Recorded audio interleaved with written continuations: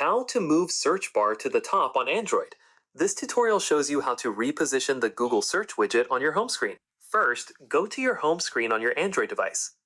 Next, locate the Google search bar widget that's currently on your screen. Following that, long press on the search bar until it lifts up and becomes movable. Now, drag the search bar to the top of your home screen where you want it positioned. Moving forward, carefully move it to the desired location at the top.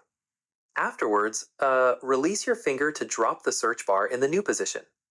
In addition to that, if you can't move it to the top because of limited space, you may need to remove some widgets or app icons first.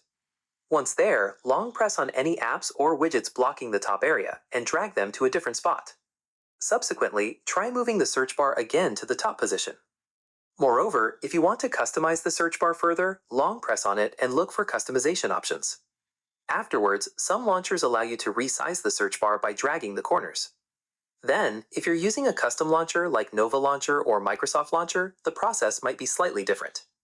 Within custom launchers, you can access widget settings by long pressing the home screen and selecting widgets.